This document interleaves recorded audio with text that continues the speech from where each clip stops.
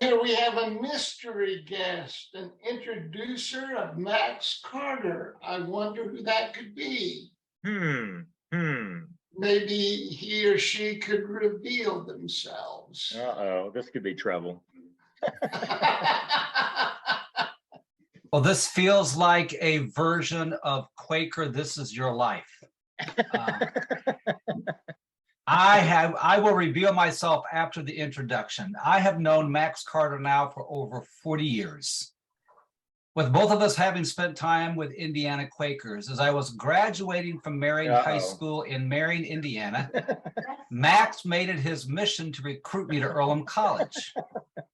I know who that is. It was an amazing effort that culminated in an on-campus visit with a personal meeting for about an hour with Elton Trueblood, but much to Max's chagrin, I chose Taylor University. A few years later, I chose ESR for my seminary experience, and I've given Max credit for that one. He finally did get his Wagner to Quaker College when a few years ago, our son transferred to Gopher College from East Carolina University, mainly to play baseball. But I tell everyone it was because I owed Max Carter a Wagner out of Quaker College. All of that aside, what I can also say is that Max Carter is a gift to Quakers and a gift to NC Quakers, North Carolina. No one knows our Quaker history better than Max, and no one lives the Quaker story with as much integrity as Max, both in his actions and in his solidarity with those that are often marginalized and ostracized. Most of us would know nothing about the oppression of the Palestinians if it weren't for Max and Jane. For Max, history isn't a romantic journey into a respectable past, but a living story that informs who we need to be in the present.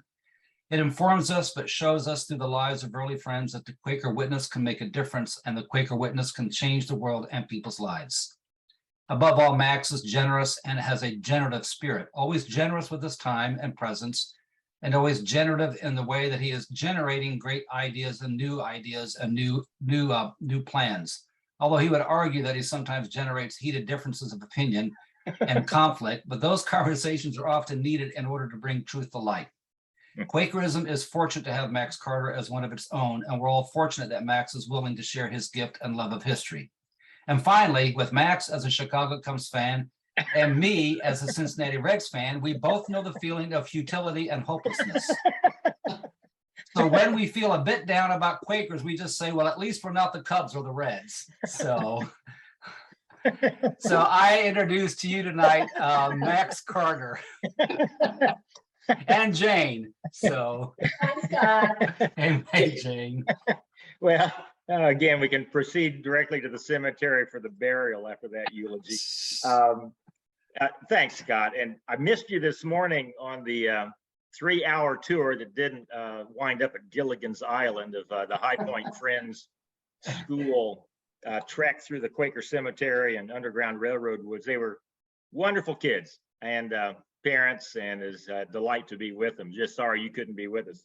Well, thanks for that, Max. Thanks, and thanks for all you do. Appreciate it.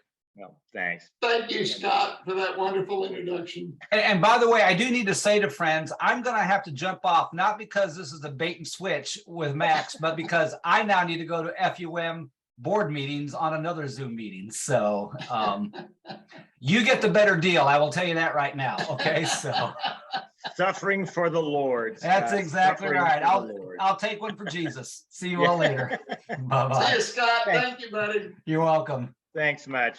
I do have to tell this on. I did, in fact, when I was working for Earlham College in admission, tried desperately to get him to Guilford, but Upland, Indiana was farther away from the nearest known sin than Earlham College was. So off he went to Taylor University, but it wasn't for lack of effort. But when I did get him to campus, and he did have that hour audience with His Holiness D. Elton Trueblood in Teague Library, afterwards he confessed to me that he said, why has he put me in this room with this old geezer?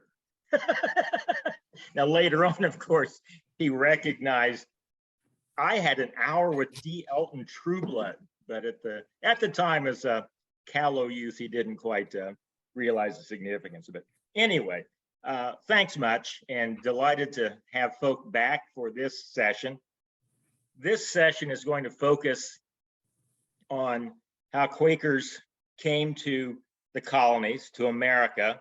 And I can say America because they got first to Barbados, not just the what became the United States. I'm sensitive to using America to refer just to the United States. But we'll focus mainly, though, on after that first arrival, how Quakers wound up down here in the South and how they wound up leaving the South to populate, in large part, Indiana, because I want to make this somewhat relevant to the folk who are sponsoring this Zoom series. So we're going to be aiming towards that Quaker belt right through central Indiana. Well, the first Quakers who wound up in the colonies were women. 1656, and this is only 4 years after Pendle Hill, Elizabeth Harris showed up in Virginia and actually had some success in convincing significant governmental leaders to Quakerism. Shortly on her heels came Anne Austin and Mary Fisher after their trip through the Barbados, where they were well accepted. They were not accepted as well in New England. For whatever reason, and again, this is typical of Quakers, go right into the mouth of the beast. They went directly to Boston without passing go, without collecting $200, and that's a reference to monopoly, which we'll talk about later. They were not well received in Boston in 1656. They were stripped naked in public, got a full body search reminiscent of some that we go through in Ben Gurion Airport on our way back from working with the Palestinians in the West Bank, and were shipped back. This is, again, just 4 years before they started hanging Quakers in Boston. So they made it out alive, at least. But at the time, it was dangerous stuff to come to the colonies controlled by the Puritans. And in the next year, 1657, there was a shipload of Quakers who wound up in New England on the ship Woodhouse. Now, those of you who went to Earlham College or visited the dining hall at Earlham College know that D. Elton Trueblood, while he was on the faculty at Earlham, and the new Earlham Hall was constructed, had a beam from the old Earlham Hall placed above the fireplace in the dining hall of the new Earlham Hall, and on it inscribed, "They gathered sticks and kindled a fire and left it burning." That was from the ship's log of the captain of the Woodhouse, who, before they headed across the Atlantic, the Quakers were on the shore gathering sticks, kindling a fire, and they left it burning and then shipped across the Atlantic to New England. Of those 11 Quakers on the Woodhouse in 1657, all 11 within 2 years had been imprisoned. One had been hanged. 2 had been whipped with tarred ropes. 2 had had their ears cut off, and 1 had had H branded on their forehead for heresy. So it was dangerous stuff to go to the colony. So this was not an attempt to escape persecution in England. I think that is one of the typical understandings that people have of why did Quakers leave England and come to the colonies. In fact, there was an advice that if you were leaving England to escape persecution, you should think better of it and stay there and face persecution to give witness to the strength of your faith. Coming to the colonies was an act of missionary zeal, an attempt to convince folk of Quakerism, and many paid a price. Again, Quakers don't hold grudges, but we can name the ones who they hanged in Boston: William Robinson, William Ledra, Marmaduke Stevenson, and Mary Dyer. I think we mentioned last week that Charles II at least put a stop to hanging Quakers, but continued to allow the persecution of them. Now, this is, again, from a timeline that Somerton Friends Meeting put together to celebrate their 350th anniversary recently. In 1660, this was an act for suppressing Quakers in New England. This is the wording.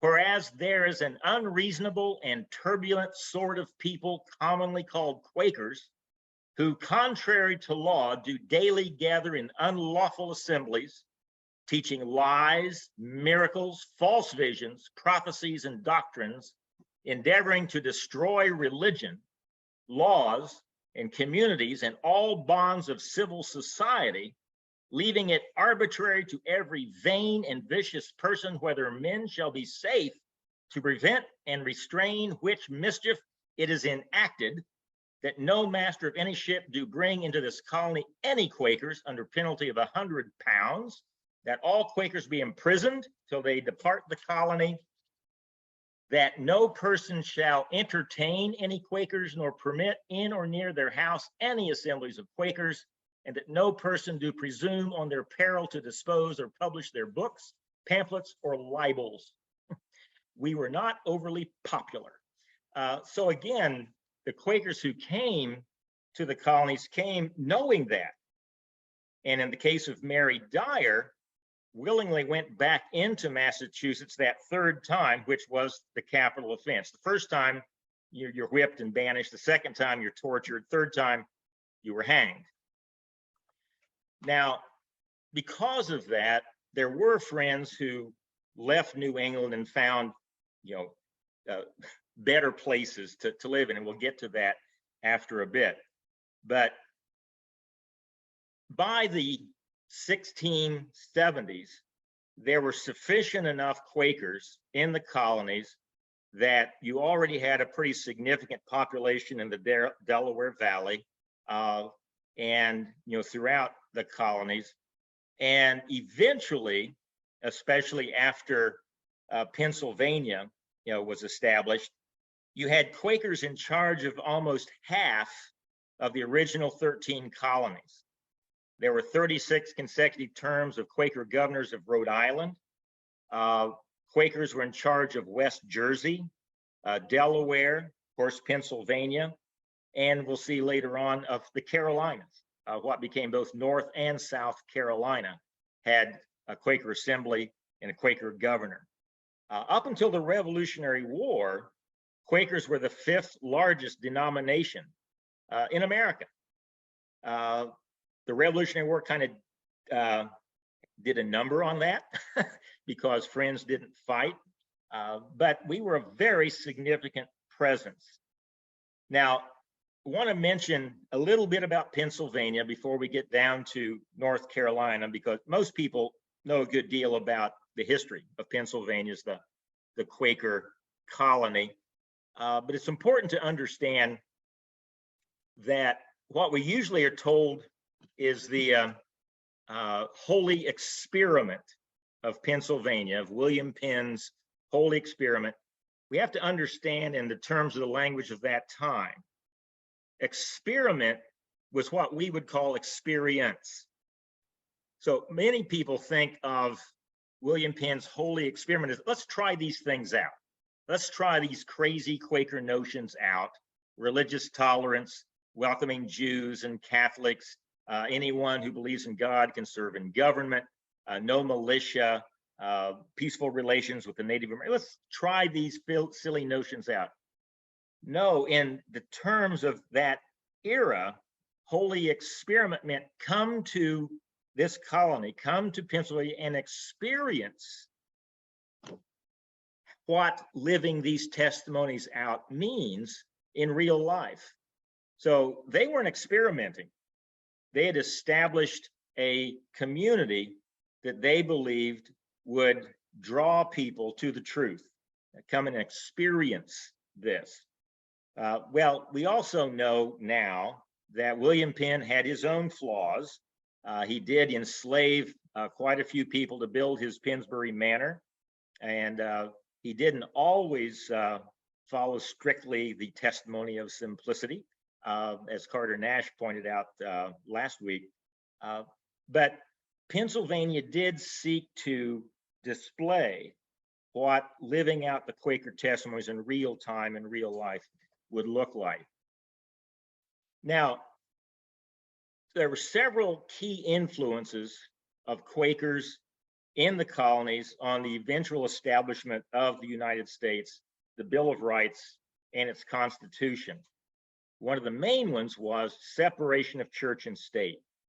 Now, I know that's under a little bit of threat these days, but William Penn, the Quakers, and the Anabaptists, the Mennonites, the Amish, who were also coming to Pennsylvania and the colonies, those radical reformers coming out of the Anabaptist tradition were insistent on the separation of church and state because they'd seen the mischief it had done in Europe.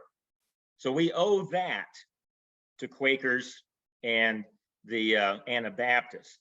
The Liberty Bell, in fact, is a gift in celebration of William Penn's frames of government.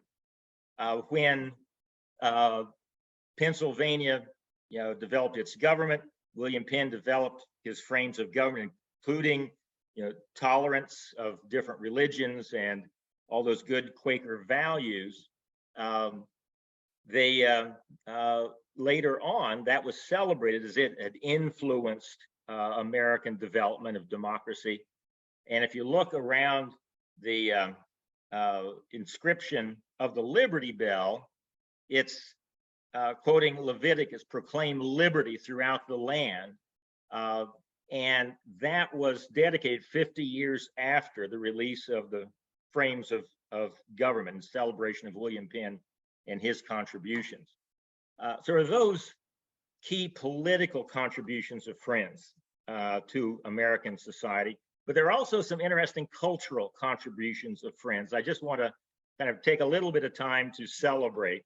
In England, Quakers as nonconformists and not allowed to go to Oxford or Cambridge, not allowed to go into the professions of law and politics, medicine, had to, as good left-wing Puritans, have a vocation, good Puritan understanding of work, and they developed very thriving industries as cottage industries and entrepreneurs, and got into those businesses that they could get into without an education at Oxford and Cambridge or being in high society. One of those was pottery. Quakers got involved in ceramics. Wedgwood was developed by Quakers. And out of their work in ceramics, they developed the ability to fire coal into coke and develop the iron industry. The Darbys of Colebrookdale up in the Black Country in the Midlands perfected the making of iron with higher quality because they didn't smelt the iron with wood, charcoal, but with coke, and built the first known fabricated iron bridge that's still standing across the Severn River. Now, from the iron industry, they developed the railroads because you had to transport the raw materials and the goods. So railroading developed out of that industry. And you also had to keep the books. You had to figure out what to do with the wealth generated by the Darby's iron industry. So one of their bookkeepers goes off and starts Lloyd's of London, eventually Barclays Bank. And then you had to keep your books, Price Waterhouse, the Quaker accounting firm. Then eventually, with all that wealth, you go into philanthropy. So Quakers developed the first mental hospital in England, York, the Retreat in York. They got into prison reform, not only because they had been imprisoned and saw the conditions, but because they recognized the terrible conditions, especially for women, places like Newgate Jail. Then got into work against capital punishment and saw the capital punishment reduced from 200 capital offenses to only 2 or 3. And Elizabeth Fry, we know, got very involved in prison reform.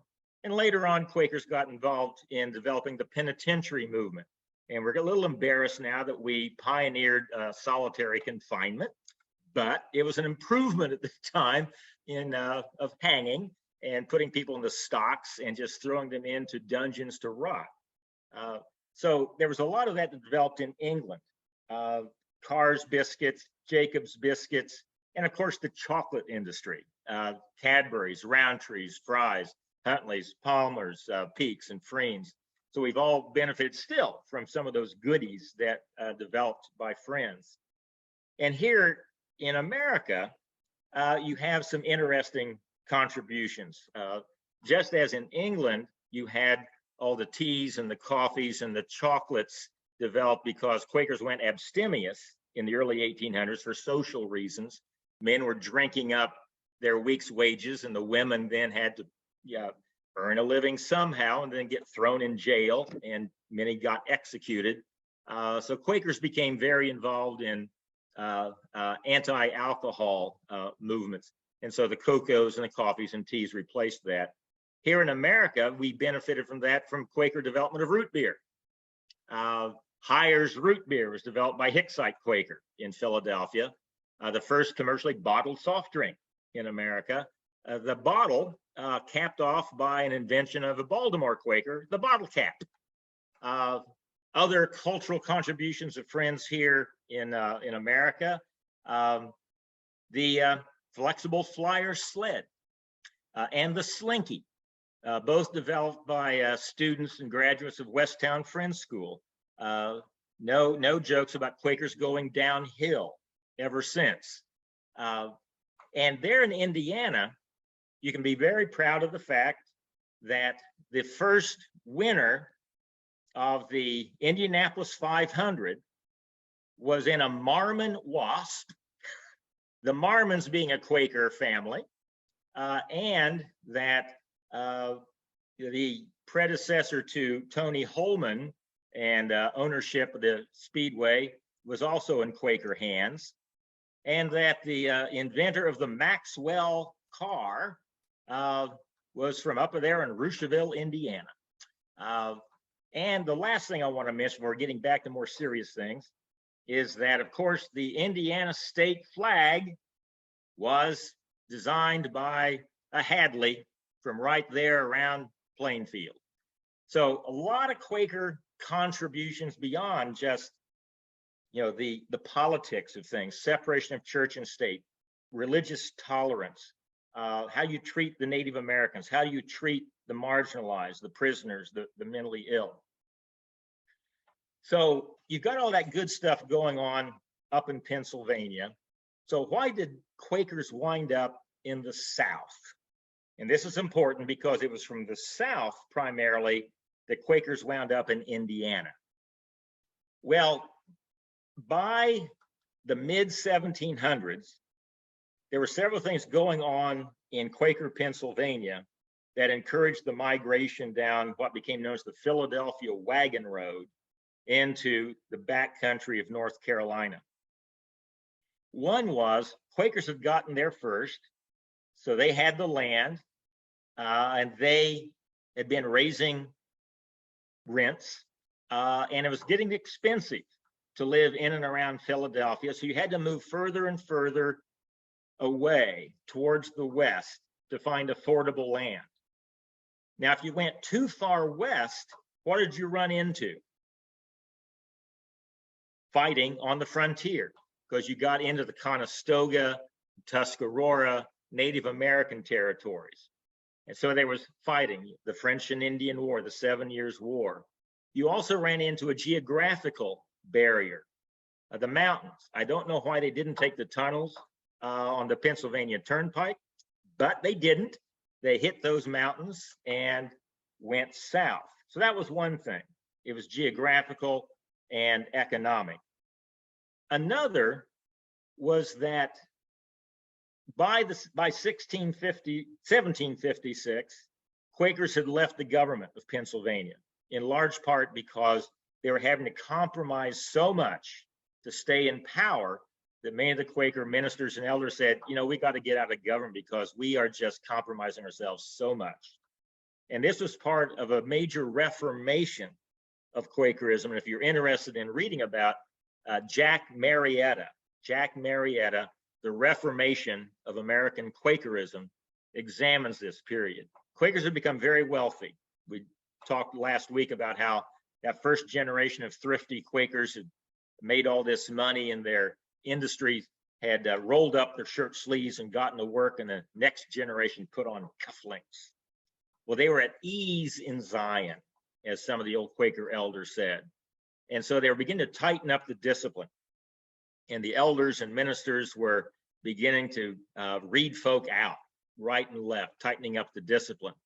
So the young folk packed up and headed down to North Carolina, 500 miles away from their elders and ministers. You still see this in Amish society.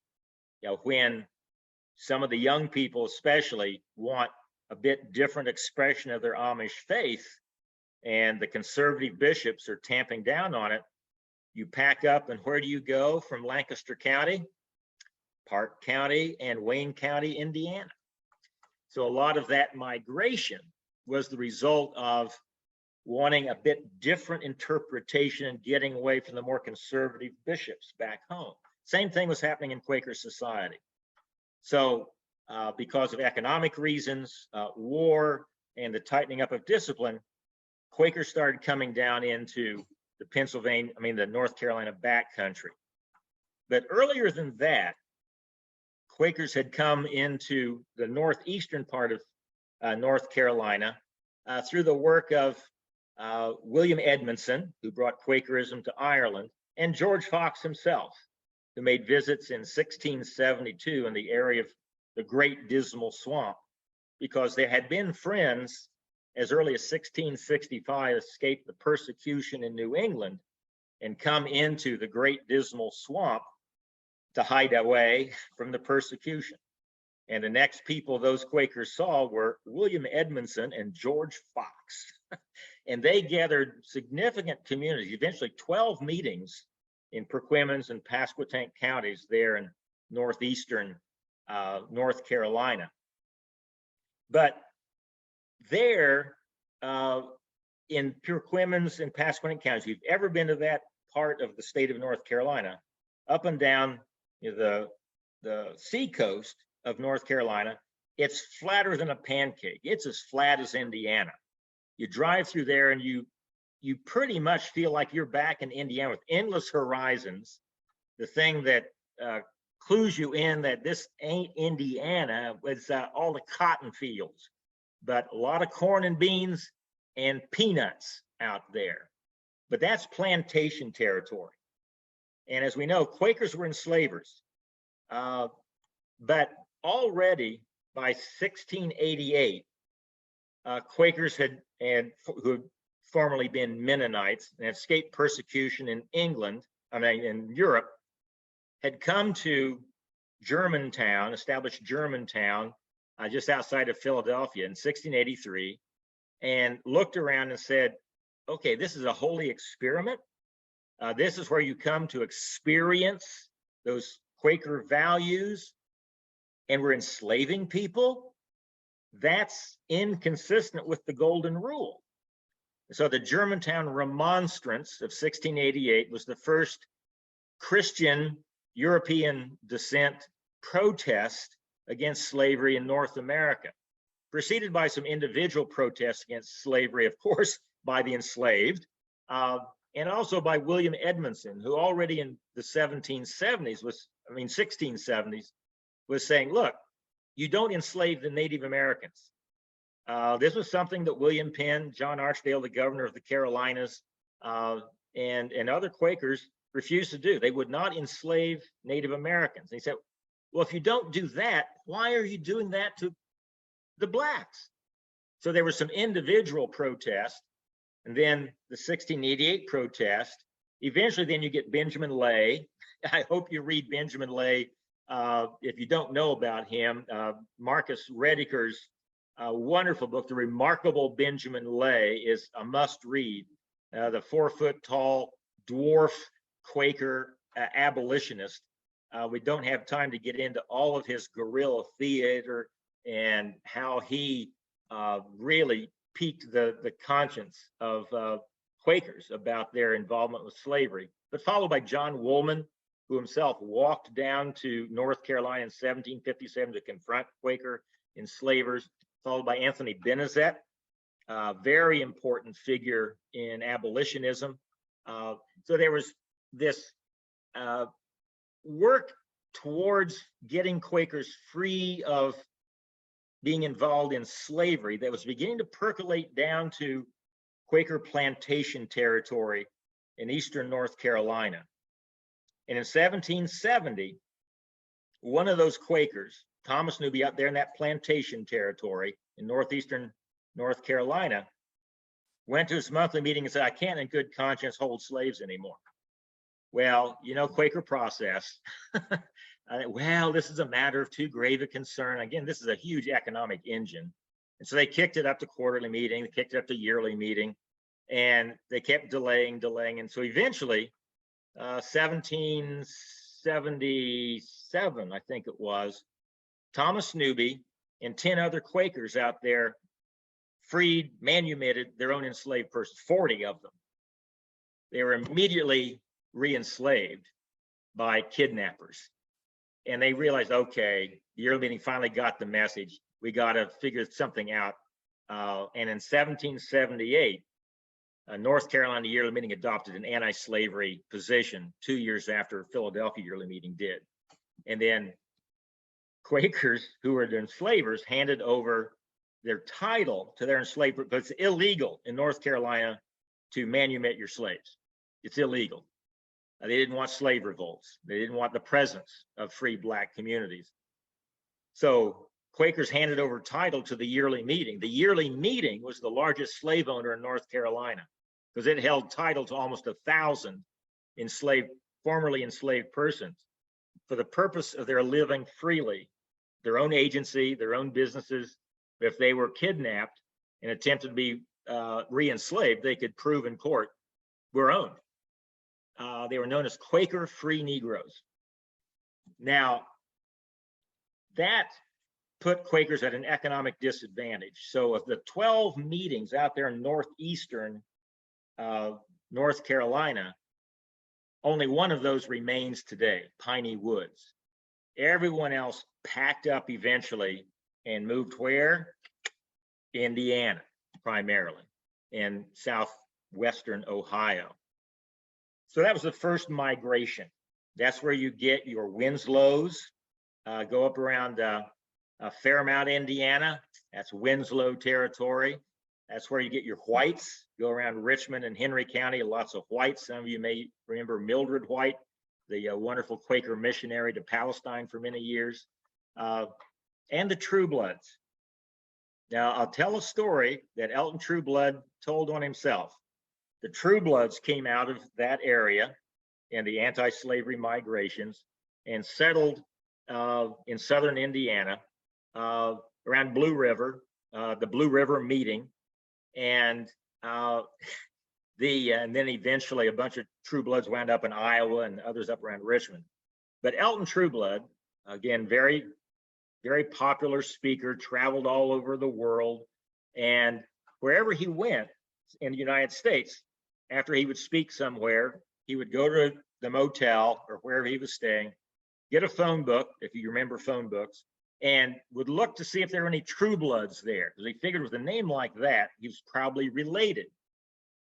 Well, one time he was back in Perquimans County, speaking at Upriver meeting, and at the motel that evening, he said, well, if they're ever going to be Truebloods, this is the place. This is where the Truebloods came from to Indiana.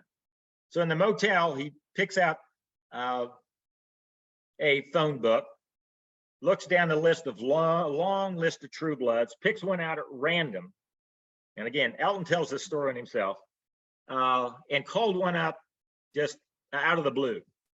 And if some of you knew Elton, and so you know how he kind of spoke, like God's voice rumbling out of the desert. The person picked up the phone, and Elton said, "Well, hello, this is your long-lost cousin, Elton Trueblood."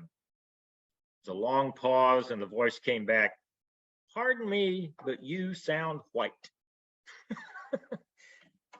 So again, Quaker enslavers, the enslaved often adopted the last name. Here in Piedmont, North Carolina, this is the famous case of George Mendenhall marrying a non-Quaker who was a slave owner, got kicked out of meeting for marrying a non-Quaker and being a slaveholder. When his wife died, he inherited those enslaved persons and set about to free them. And again, many of them had adopted the last name of Mendenhall. And he made several trips to Indiana, educating those he had emancipated and then taking them to Indiana where they could live freely. Now, some of you may remember a running back for the Pittsburgh Steelers named Rashad Mendenhall. Guess where his ancestors came from? Again, here in Piedmont, North Carolina, and adopted that name. So Quakerism in the Northeast eventually pretty much disappeared. And the center. Just a quick note for folks at Fairfield, one of the founding families of Fairfield were the Mendenhalls. Yeah, Sorry and here's where they came from. So Northeastern Quakerism, which was the center of Quakerism beginning in 1672, we're celebrating the 350th anniversary of that beginning of Quaker community this year, eventually shifted to the Piedmont, central North Carolina, with those Pennsylvania Quakers coming down the Philadelphia Wagon Road through the Shenandoah Valley and settling here. From that anti-slavery milieu of Pennsylvania. So the first Quakers who settled here from Pennsylvania were anti-slavery. They were joined about 20 years later by Quakers from Nantucket, because Nantucket was also largely Quaker and whalers, and largely anti-slavery, because those sailors like Benjamin Lay, who had been a sailor for 17 years, had seen the worst of the Middle Passage, had seen the worst of the Caribbean slave plantations, and they were adamantly opposed to slavery. Nantucket already had an anti-slavery society by 1733. Well, 1772, about 80 of those Nantucket families pack up because that island was getting crowded. The whales had moved pretty far offshore, and off they came to join their spiritual cousins from Pennsylvania here in central North Carolina. And those were your coffee names: the Starbucks, the Folgers, your department store folk, the Macy's, the Gardners, and the Coffins. And again, all those are names that you know there in Indiana, because they too eventually packed up and headed that way. Well, as the center of North Carolina Quakerism moved to central North Carolina, they ran smack dab, as we said last week, into the Revolutionary War battles, the War of Regulation, and again, anti-slavery, living in a slave culture. So they were beginning already by the late 1700s, as North Carolina Union adopted this anti-slavery position, to look for other places to go. One early expedition was by Thomas Beals from New Garden Meeting here in Guilford County up to Ohio, 1773, kind of scouting it out. And he had a vision in 1773 that soon that entire Northwest Territory would be populated by Quakers. And eventually it pretty much was. Well, in early 1790s, Quakers were beginning to move over the mountains into eastern Tennessee because it was very anti-slavery. all those Highlanders from Scotland who had escaped persecution and were radically independent, anti-slavery there in the mountains south of Knoxville. And they founded the town of Friendsville. Now, some of you may have been to Friendsville. They used to have an academy there, Friendsville Academy, that lasted until 1975.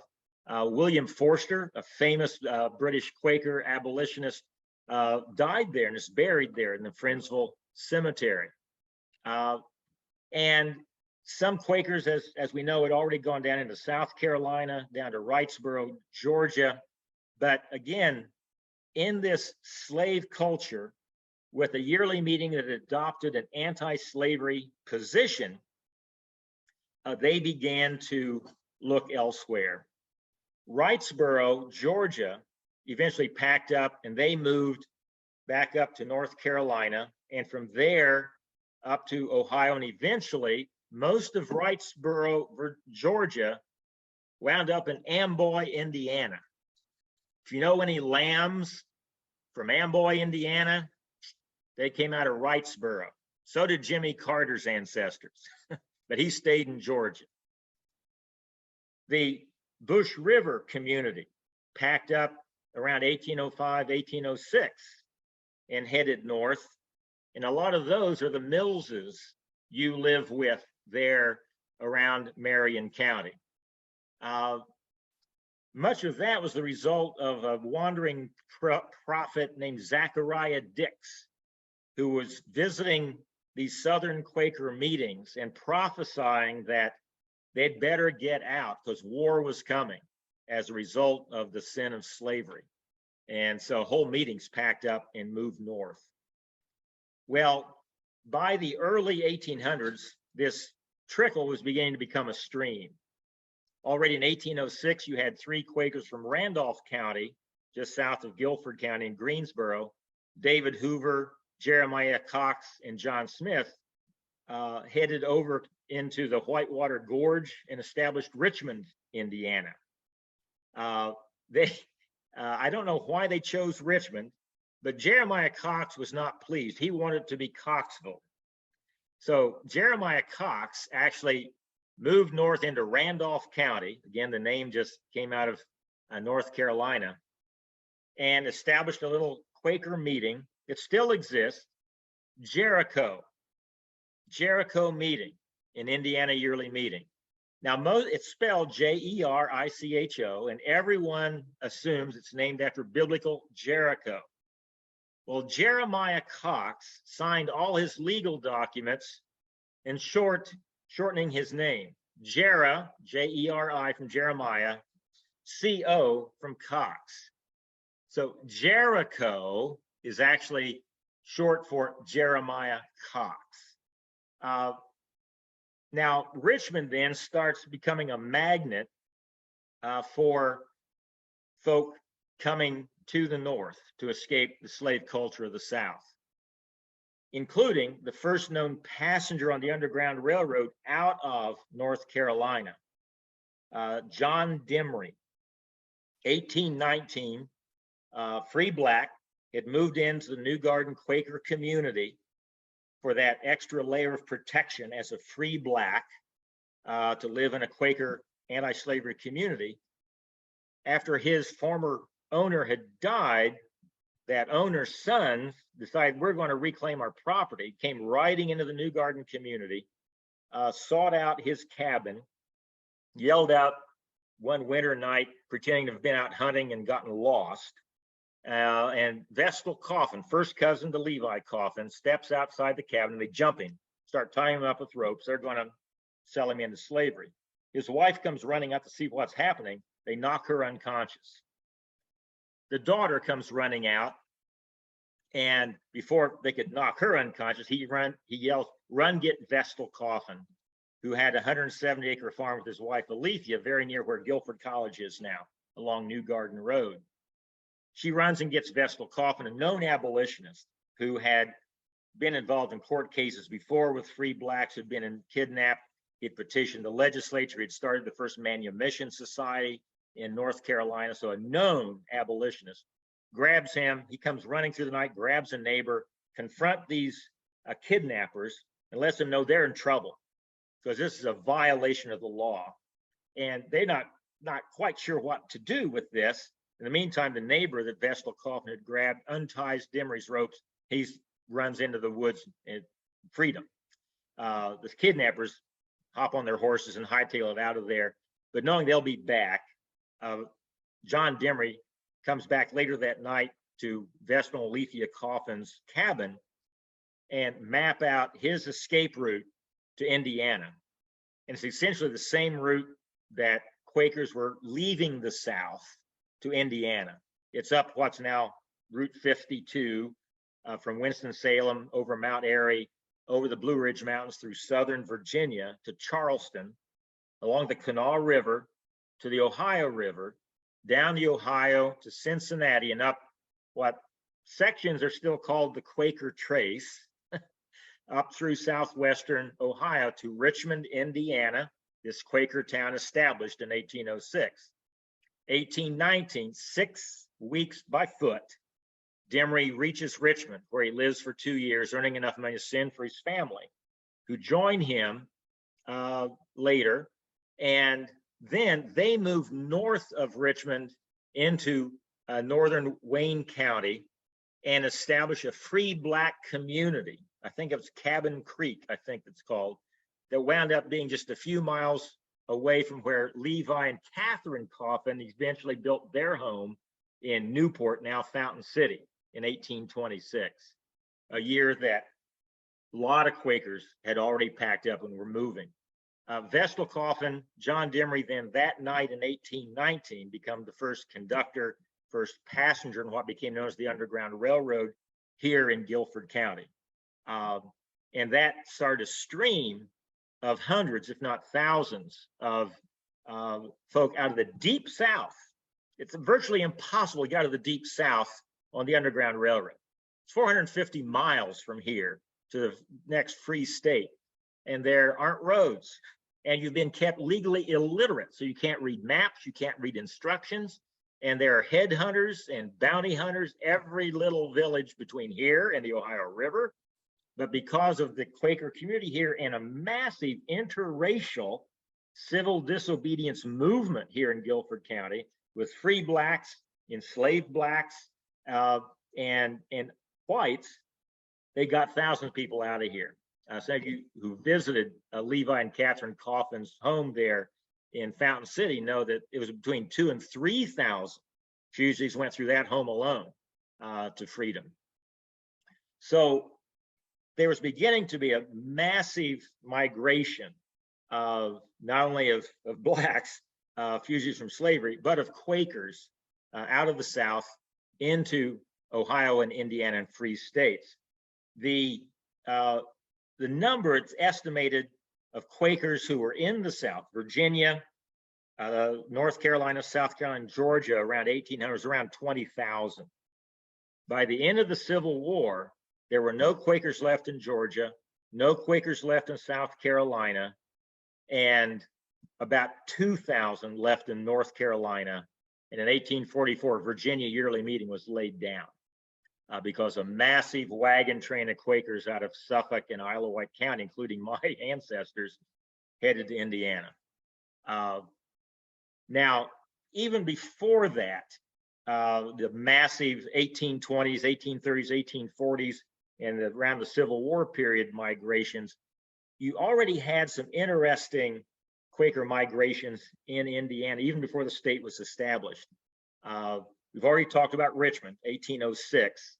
Around that same time, there were Quakers in Orange County, Farlows, Lindleys, Truebloods, and one of those, Jonathan Lindley, was quite interesting. He has written, left written records about what it was like being Quakers in southern Indiana about the time of the War of 1812.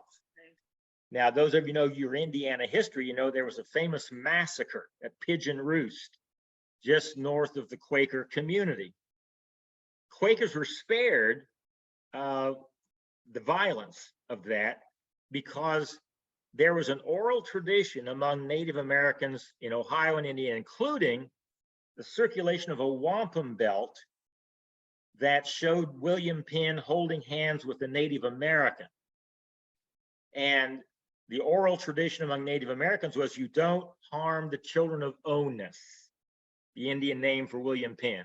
You don't harm the broad brims, another name they had for Quakers. And for their part, the Quakers had learned from the Pennsylvania Quakers during the French and Indian War on the frontier.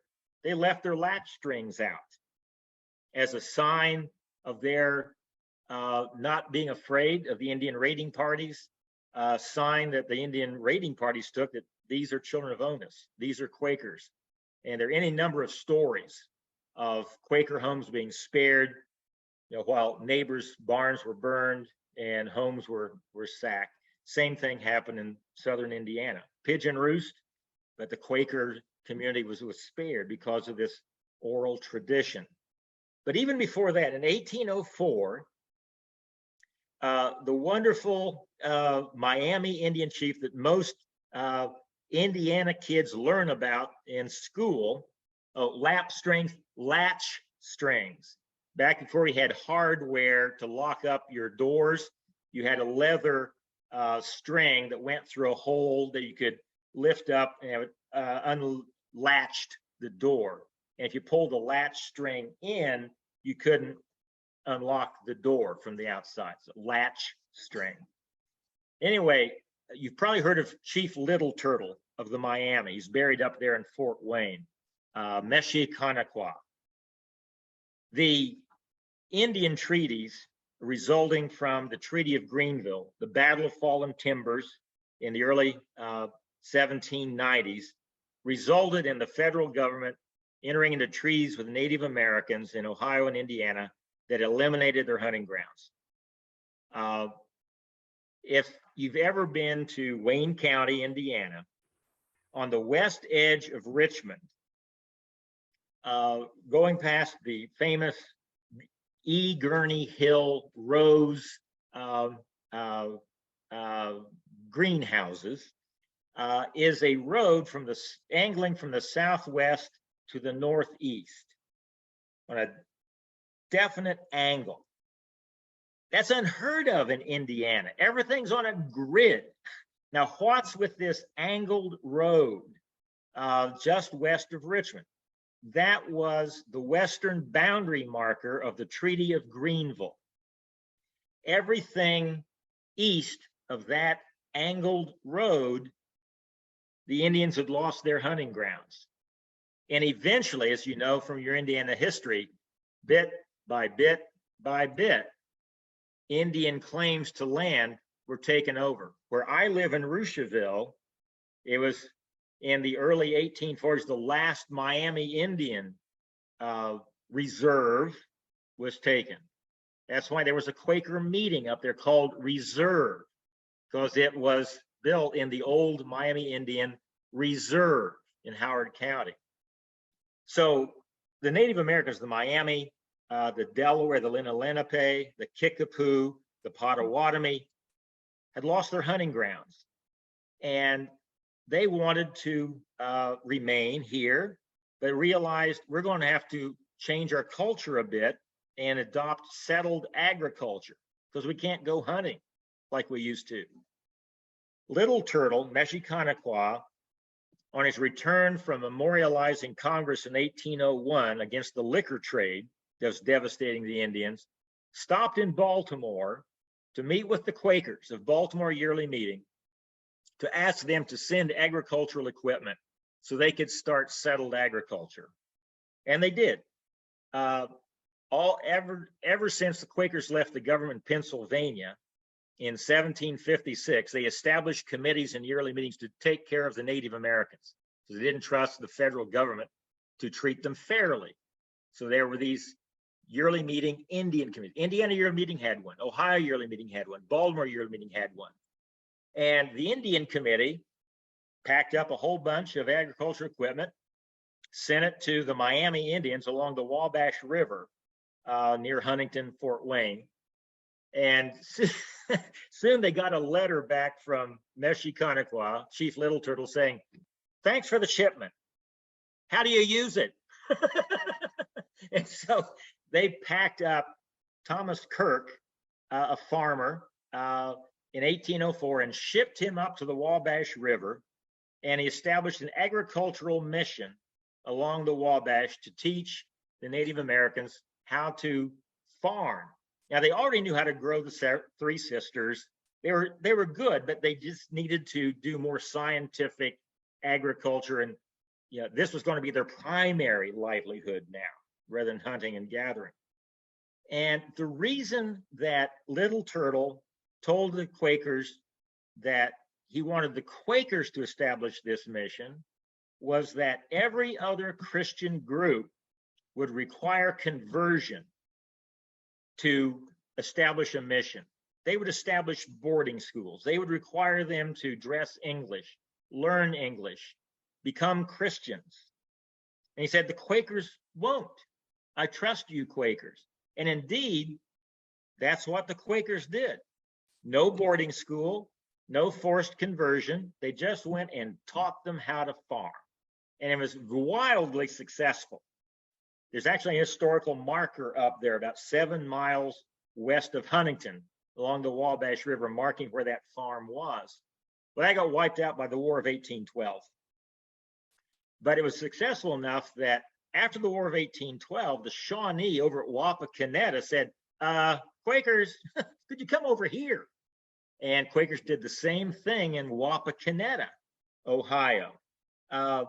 And there they established the same thing, an agricultural mission, grist mills, sawmills, modern farming techniques. And the Quakers intentionally lived off the reservation. The entire Shawnee Nation had been reduced to a 5 square mile reservation. And the Quakers didn't want to be accused of trying to horn in on this land, so they built their homes and the mission off the reservation. And again, very successful in teaching modern agricultural techniques until what happened in 1833? Andrew Jackson's Indian removal policy.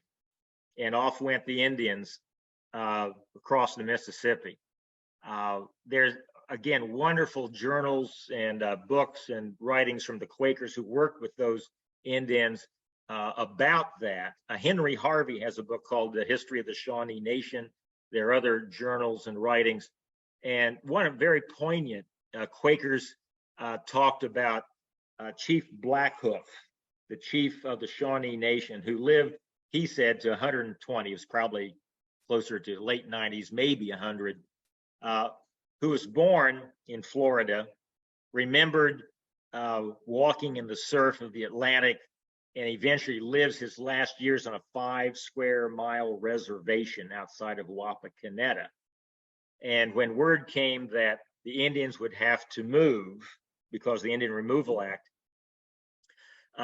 Chief Blackhoof told the Quakers, well, of course we will. We've had to before, and we'll go across the great river, the Mississippi, and establish homes there. Then we'll have to move again until we have to cross over the great mountains and move again. And then we'll finally come to the great ocean, where I guess we'll just have to jump off. So there was that realization, but it was one of the good pieces of Quaker history of working with the Indians, which on the whole isn't that great, although William Penn had a good reputation. But the boarding school at Tunasasa, the boarding schools out in the Western Plains that Quakers established don't have as good a reputation as what Quakers did in Indiana and Ohio. It's a remarkable story that most people don't know about, but you can have unduly prideful Quaker thoughts about how Hoosiers and Buckeyes dealt with the Shawnee, the Miami, the Kickapoo, the Potawatomi, the Delaware at the Indians' invitation themselves. It's just quite remarkable. So anyway, I want to leave time for conversation. We got another half hour here, but I want to say a little bit about a Lethea coffin. Now, Vestal coffin, again, that first conductor on the Underground Railroad, heads up, dies in 1826 on his birthday, October 10th, 1826, on his 34th birthday. His wife, with 4 small children and a hard scrabble 170-acre farm, doesn't have the money to pack up and leave with the great Quaker migrations that were really peaking in the 1820s. My family, my Carter family, 4 generations ago, left in 1824, 1826 from around here for Indiana. But in a couple of years, she finally has enough money, packs up their possessions on a wagon, and she's heading towards Indiana. Well, the roads aren't very good at the time. And so she gets out and walks the 450 miles to Indiana, where she can't stand it. She's left her husband back there, buried at New Garden, and Wicks hasn't developed sugar cream pie yet, and basketball hasn't come to the Hoosier State. So she goes back to Greensboro, where she becomes the matron of the women's side of the New Garden boarding school, now Guilford College, and works there for many years until her children are grown and they've all moved to Indiana, some of them out to Mooresville. And they find that, Mom, you got to get up here. There's no future down there. So she finally does, goes to Indiana and becomes the matron of the women's side of Earlham College, and runs it like a Marine drill sergeant, because she knows all those girls' ancestors from back in North Carolina. And if they misbehave, she says, I know your aunt, your uncle, your grandparents, and she runs a tight ship till she retires and stays in Indiana with her children, under the understanding that when she dies, she wants her body taken back to be buried by her husband. 65 years a widow. She dies in 1891, and her body is returned to New Garden, where she's buried there. And on her gravestone, the epitaph starts out, died in Indiana, but underneath it is buried in her wedding dress. She held onto that dress through multiple trips back and forth between here and there, and still fit in her wedding dress when she died in 1890. But if you're walking back and forth to Indiana, you'll fit in your wedding dress. Well, the other thing I want to mention is one of the fellow staff members of New Garden Boarding School with Alethea Coffin, with the founding of the boarding school in 1837, was Vina Curry. Vina Curry was a free Black whose husband, Arch Curry, was a free Black, and he had died in the early 1830s. They had moved into the New Garden community like John Demery's family had, for that extra layer of protection from the Quaker community. And they lived along Horsepin Creek among the Coffins and the other abolitionist Quakers. And when Arch Curry died in the early 1830s, Vina inherited his free papers. Now, she had a 12-acre farm, but 4 kids, and as a widow, she needed some extra income. So she went to work as a washwoman in domestic in New Garden boarding school. While she is scrubbing away the scholar's clothing on her washboard, she interviews young Black men who are desperate to escape the slave South, come out, usually escorted by Hamilton Saul, an enslaved Black man owned by Hamilton, a businessman in Greensboro, who for whatever reason remains here largely as a courier to help others get out of the South. Works with Levi Coffin for many years. He escorts these young Black men out to New Garden boarding school, and Vina Curry, this free Black woman, scrubbing on her washboard, interviews them, assesses them. Do they match the physical description on these free papers of her husband? And are they trustworthy enough to take these free papers up to Indiana and then hand them off to someone who'll bring them back to her to get other people out? I mean, she's a brilliant woman and very good at assessing the character. She gets 15 people out of here, handing these papers off, who then come up here, give them up to Indiana, give them to someone like Levi Coffin or others who then take them back. Again, this is a 6-week journey each way. She gets 15 people out of here. This story is important because so many people think this is a white enterprise, this Underground Railroad thing. It's run by Quakers. Well, no. Blacks were the main operators of this thing.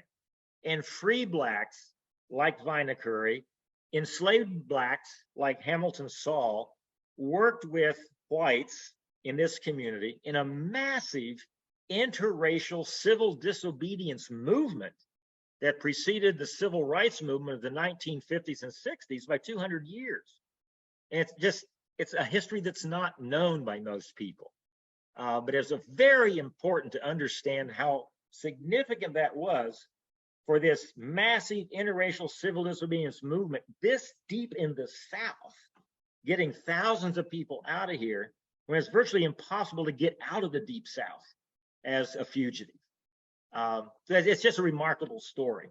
But again, to leave time for questions, I just want to say that it's also important to understand that although all these anti-slavery Quakers wind up in Indiana, in large part sucked up into the National Road, engineered through Indiana by Quaker Jonathan Knight, who engineered the National Road through central Indiana because he bought land from all these Quakers who had settled there. And you had this Quaker belt through central Indiana of Wayne County, Randolph County, Henry County.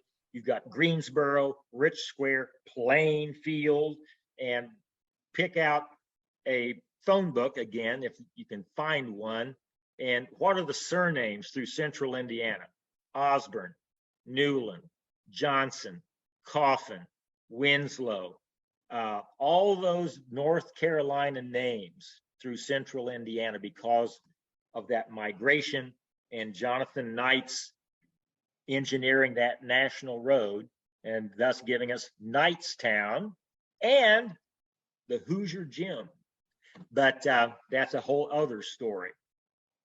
But even though there was these anti-slavery friends coming up here, in 1851, Indiana amends its constitution to forbid blacks from coming into the state. That amendment is passed by 88 of the 92 counties of Indiana. The only Quaker county that voted against it was Randolph County. It's significantly populated by those Southern Quakers, but Wayne County voted for it. All the counties along that Quaker belt voted for it. Howard County voted for it. Because you had this interesting bifurcation within the Quaker community between abolitionists and gradualists. The gradualists believed that you can't get involved in illegal activities, you can't mix with the world's people like those Unitarians and Congregationalists and others who are abolitionists because you might taint yourself with the world. So let's remove ourselves from this activism, and in God's own time, the institution of slavery will wither away. That was the majority of Quakers. The minority were folk like Hiram Mendenhall and Levi Coffin and others who were abolitionists. It's a sin. We eliminate it now. And no matter whether this, takes a hit on our economic system. Again, there are echoes here in 2022 of, do we make decisions based on what's right or economic expediency? And there was a famous case in 1842 of Henry Clay, presidential candidate, slave owner, comes to Richmond, Indiana, Quakertown, and his campaign to run for president in 1844. He speaks to a crowd of 5,000 in downtown Richmond, and Hiram Mendenhall an anti-slavery abolitionist activist, Mendenhall, walks up on the dais and hands him a petition from abolitionist Quakers calling on him to free his enslaved persons. And Henry Clay says, "This is a terrible act of inhospitality. How could you treat me this way?" And he is hooted and hollered off the stage. The next day, Elijah Coffin, clerk of Indiana Yearly Meeting, first cousin to Levi Coffin, who taught with Levi Coffin in the New Garden Friends School that was open to teach blacks enslaved literacy in 1821, but has become a banker and recognizes that, well, if we abolish slavery now, it might have a negative impact on the economy. Elijah Coffin picks up Henry Clay in his private carriage and escorts him to sessions of Indiana Yearly Meeting and walks him up to the facing benches and an honored seat of Indiana Yearly Meeting.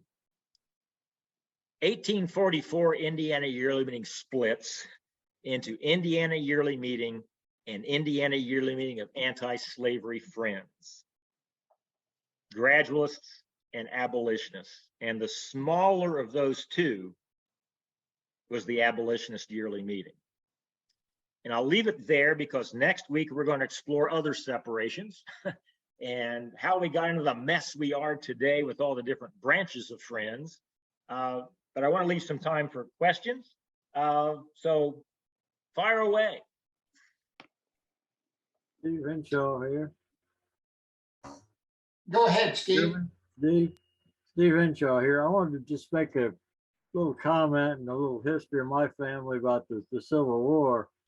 I got this book here, Mary Barker Henshaw, Quaker. Oh, yeah. And in it, there's a family tree in there. And my family's down at the bottom of that tree. But I wanted to make a note about William Penn.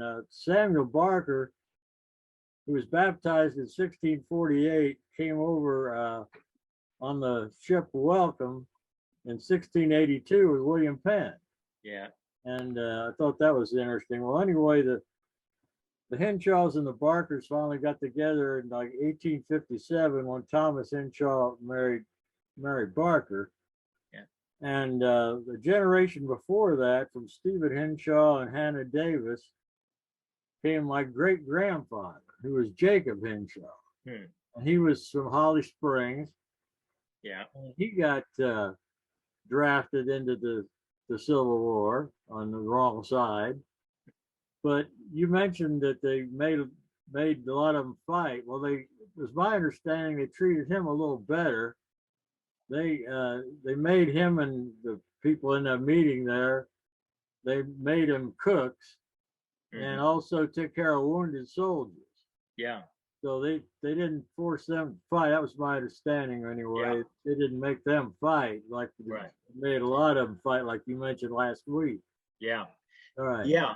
Yeah. Thomas Henshaw was forced with some of his relatives and others from there in Randolph County to march with the Confederate Army up to Gettysburg.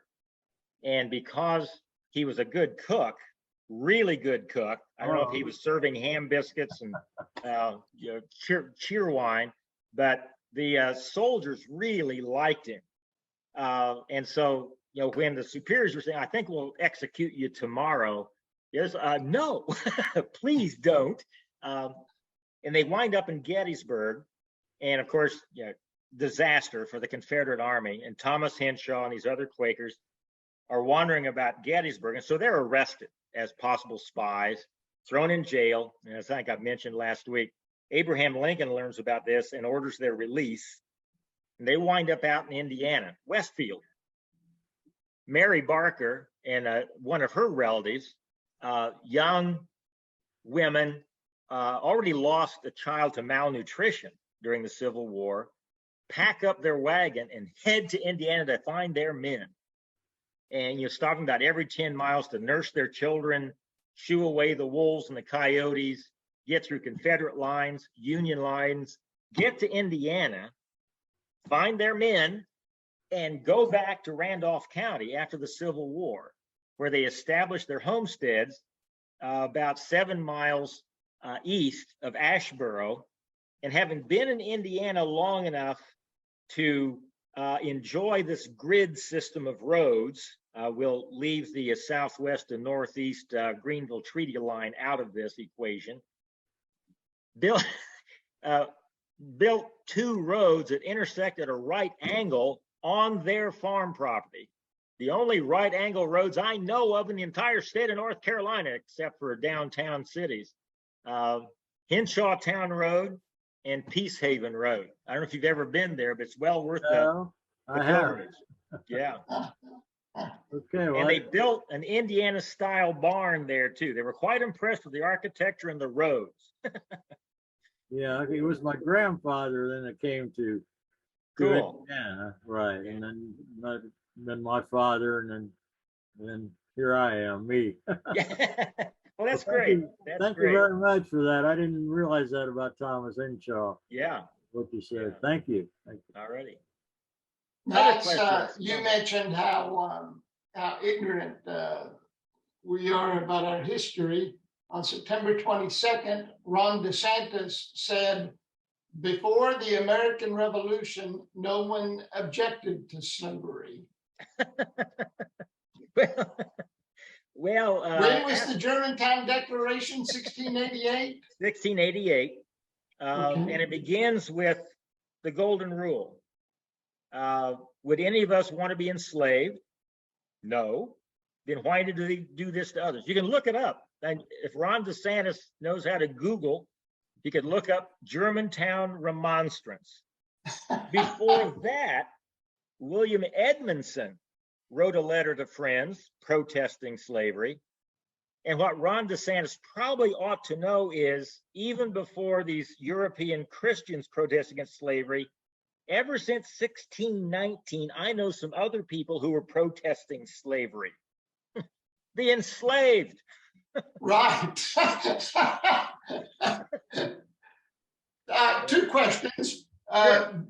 Did Farmers Institute, which is a Quaker settlement not too far from Lafayette, I think just south of Lafayette, off of State Road 231, have anything to do with the founding of Purdue? I don't think so. I don't know for sure, but that's where Alan Jay came from. Yeah, that Low Gap community, Farmers Institute, but it preceded Purdue in the teaching of modern scientific agriculture. And from that, Alan Jay, when he came down to the South with the Baltimore Association to rebuild the Southern Quaker community that had been decimated by the war and the migration after the Civil War, he helped establish a model farm to teach modern agricultural techniques to Southern farmers, because they had to rebuild the Southern agricultural economy to stem the tide of the migrations out of here, because they had exhausted the soil. So that model farm is initially called Swarthmore Farm, was established in 1866 after the George Fox and Margaret Fell Swarthmore Hall in England. It's interesting. It was Swarthmore Farm, and we still have evidence of that, although it became known as the model farm because it was modeling modern agricultural techniques very successfully. If you go through High Point and Archdale, where the model farm was built on 311, you go through past Model Farm Road, Nathan Hunt Road, because it was the Quaker Nathan Hunt's farm that the Baltimore Association bought to establish this farm. And then you get to Swarthmore Road, because that's how the Northerners pronounced Swarthmore. So here's Swarthmore.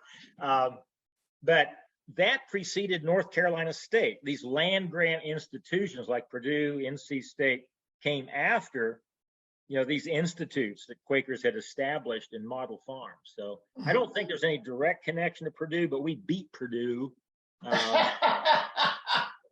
Another question. You mentioned Jimmy Carter's genealogical roots in Quakerism.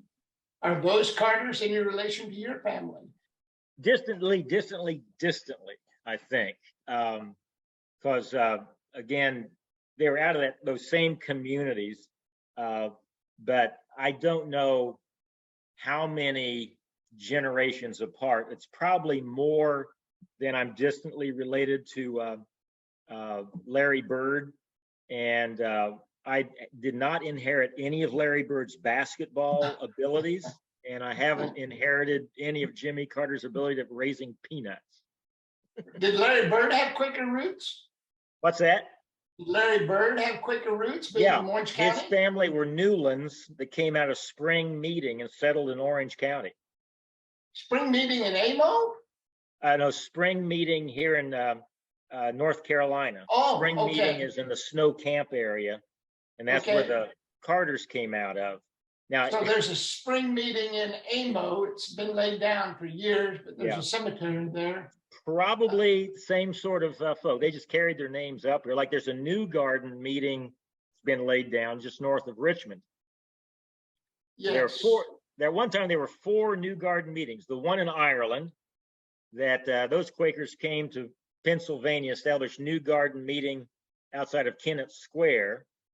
Those Quakers came down the Philadelphia Wagon Road and established New Garden meeting in Guilford County. And those Quakers, including Levi and Catherine Coffin as charter members, established New Garden meeting in Wayne County. I'll be darned. Yeah. One more curious tidbit, and then I'll let someone else speak.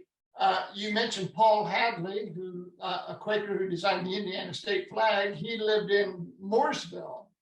And with us tonight is Don Adams, who grew up in Paul Hadley's home Oh, really? and knew Paul Hadley as a child. Oh, cool. Cool. Yeah, yeah. And he So is. we talk about history, but really it was just yesterday. Yeah. Yeah. Well, some of you may know, may have known Edith Mackey, perhaps not. Edith Mackey just died 12 years ago at the age of 104 here in Greensboro. She lived at friends' homes. Her grandparents were conductors on the Underground Railroad in Park County.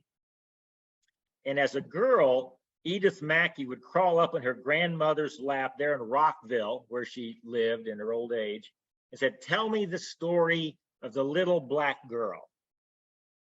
In the early 1850s, up there in Park County, Bloomingdale was a major stop on the Underground Railroad. Bunch of Coffin relatives there. Edith Mackey's grandmother was a Coffin relative, first cousin to Levi Coffin. And they were conductors. And one night, they had a knock on the door, and Edith can still remember the secret Underground Railroad knock, because conductors, stationers had to know who was at the front door. And there was 3 loud bangs, a long pause, then 2 loud bangs. And you knew it was fugitives. So they leaped out of bed late one night, opened the door, and there's a group of 5 fugitives, one of whom was a young woman visibly pregnant who gave birth that night in their bed to a little girl they named Annie. Well, they stayed there for 24 hours, resting, getting food, gaining their strength, because they had to get to Canada. You had to get to Canada because of the fugitive slave law. You could be chased into free states and re-enslaved. And they couldn't make any progress with a newborn. So they said, "Would you keep this little girl, Annie, until we make it safely to Canada, and then we'll come back?" Well, they never came back. And Edith Mackey's grandparents raised that child as their own. Little black girl in the Bloomingdale school, the Bloomingdale meeting. When she turned 16, she said, "I'd like to find my birth family." And they said, of course. Gave her a train ticket. By this time they're trains. She went to Canada and found her birth father, learned that her mother had died on the way to Canada. He had remarried and had a family, and she wrote back and said, I want to stay here, but maintain contact with Edith's family throughout her life. So Edith Mackey, someone that I knew very, very well, only died 12 years ago, grew up with a black aunt who was born in slavery. I mean, we aren't that far from this history, as you said. Wow. We're not far from history. Yeah. Okay, other questions, comments? Pam Arnold? Yes, thank you. I'm Pam Arnold from Baton Rouge Friends Meeting. Ah, And and Wade Mackey Yeah, and his wife, I think, was Selma. yeah, And they came to Baton Rouge in 1964 to do civil rights work. yeah, And they met and in homes with some of their co-workers and people they met at LSU. And in 1967, their worship group became Baton Rouge Friends Meeting, monthly meeting. yeah. And we are small, but we have been meeting consistently since 1967. And Cool. I began worshiping with Quakers in 1982. Neat. So I'm our elder. Yeah. Even cool. though I have Catholic background, they don't seem to care. I've just lasted as long Yeah. as I have. Yeah. But when Neat. you were talking about Edith, she Yeah. must have been related. Yeah, related to them. Wade and Salma are buried here in our New Garden Cemetery. And I was giving a tour of the cemetery a couple, 3 years ago and stopped by their graves because they're such significant, civil rights advocates. Wade was dispatched by the American Friends Service Committee to Baton Rouge, Quaker chutzpah, to go and help integrate the public schools. Yeah. In That's a the big South, in the late 50s, early 60s. And he built his house, he got an office right on the seam, right between the black and white neighborhoods. And on this tour, one of his colleagues who'd worked with the FSC with him related stories about going down and visiting Wade during this time. And one time he went out in the backyard of their house, and Wade pointed up to this line going from his telephone line across to another house. Said, "That's the superintendent of public instruction's house. They've tapped my phone to listen for what we're up to in this attempt at integrating the public schools." Now, as you know, that work eventually became, I forget the name of the center, Beanville Center. Oh, Bienville House Center for Peace and Bienville House. Justice. And annually they give a Wade Mackey The Award. Wade Mackey Award. Yeah. Now, the Bienville House Center for Peace and Justice was founded by Lilith Quinlan and Hoyt Oliver, who were part of our Baton Rouge meeting, and they had bought a house on Bienville Street. And it was an office for the Freeze campaign. It was an office for Baton Rouge Friends. Common Ground was a literary publication that Lilith took care of and worked with. And so they moved quite some time ago, but the Bienville House Center is still active in Baton Rouge. Yeah, neat. And when you were talking about all those Quakers from the north, the frozen north, that's what we say down here, NAWTH, the frozen north. We kind of laugh and giggle that we are part of the I-10 Quakers. Oh, yeah. There are Quakers in Fairhope. We are below I-10. There are Quakers in Fairhope, Alabama, in New Orleans, Louisiana, in Baton Rouge, Louisiana, in Lafayette, Louisiana, in Houston and Galveston. And that's all south of the I-10. I threatened to get us some bumper stickers made, but I hadn't done that yet. I'm an I-10 Quaker. Well, you mentioned Fairhope. Yeah.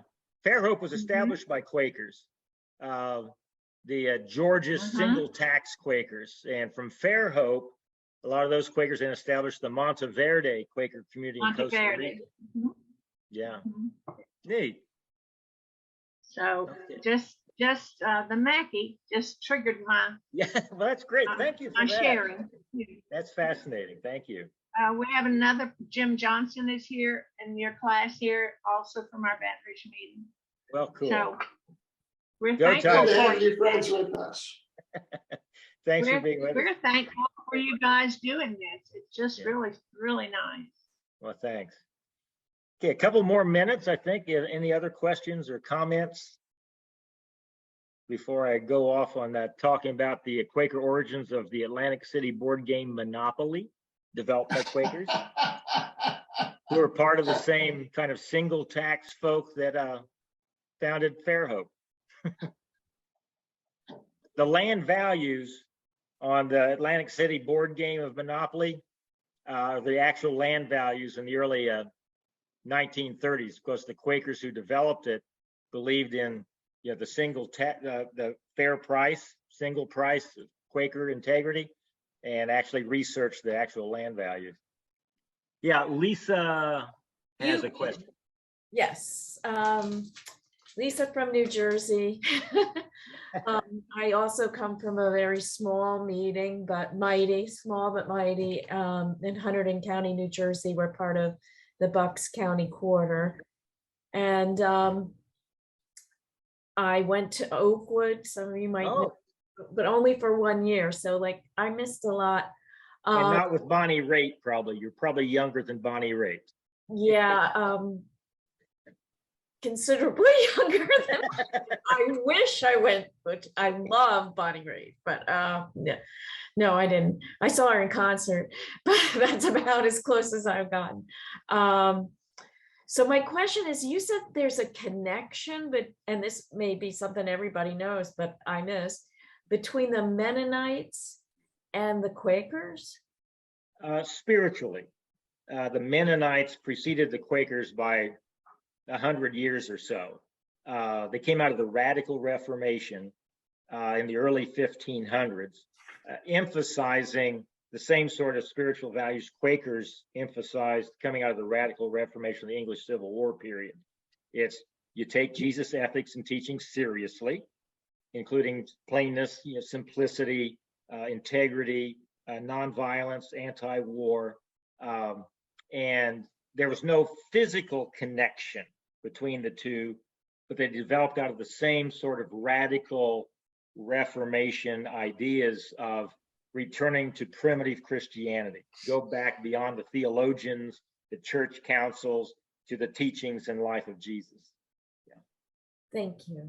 And in large part, it's because of the similarities that the Mennonites and the Amish wound up in Pennsylvania, and because of William Penn and the Quaker colony and religious tolerance.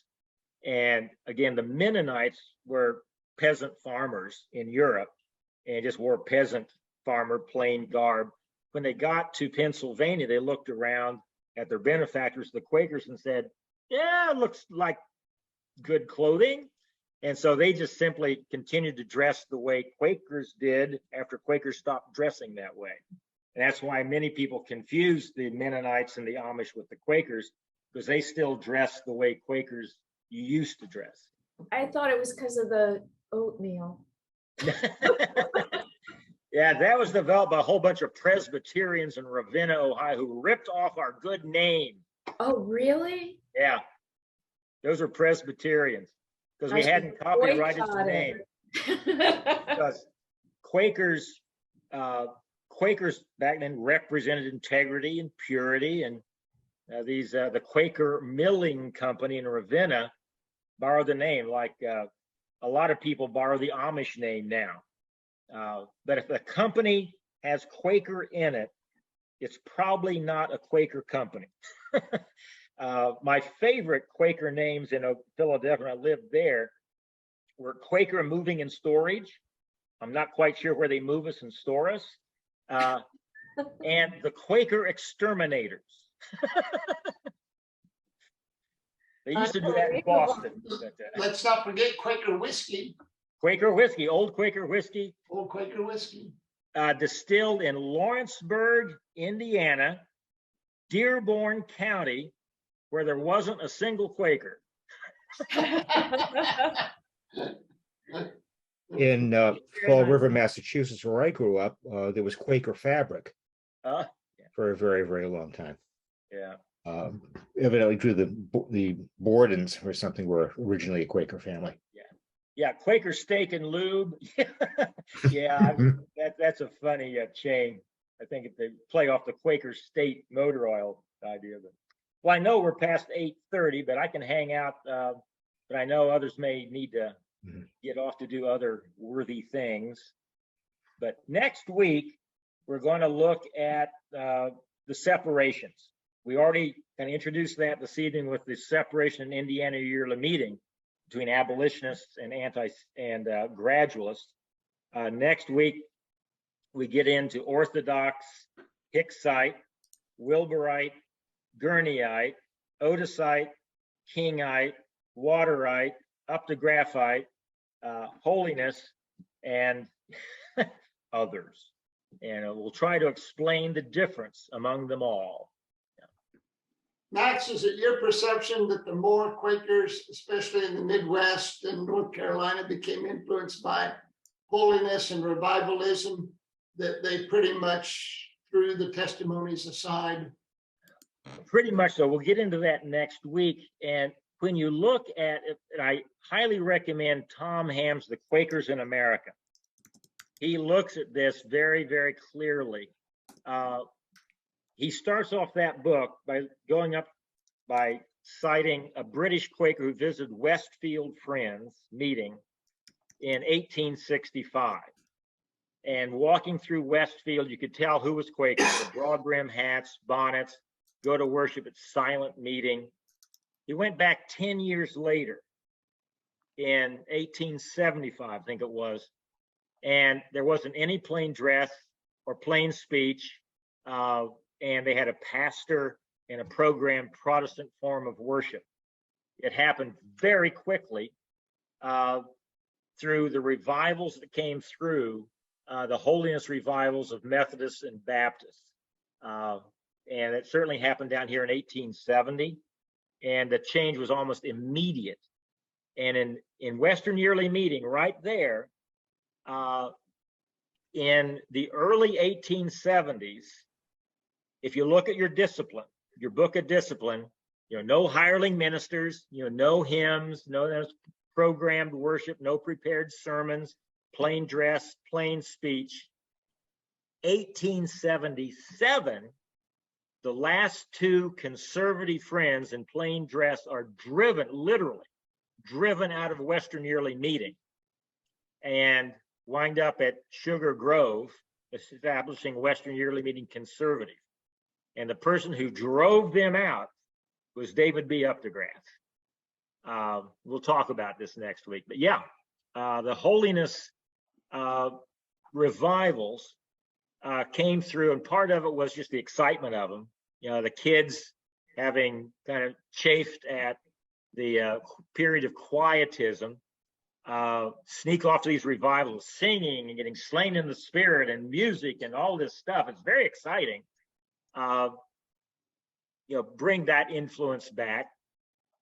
But then as more and more people get converted in these revivals from outside the Quaker culture, not understanding the roots of the Quaker testimonies, say, that's all works righteousness. You think you're going to be saved and go to heaven because you dress plainly and you have these testimonies, which isn't the root of Quaker testimonies, but that was how it was interpreted by the new evangelical movement. It's about belief.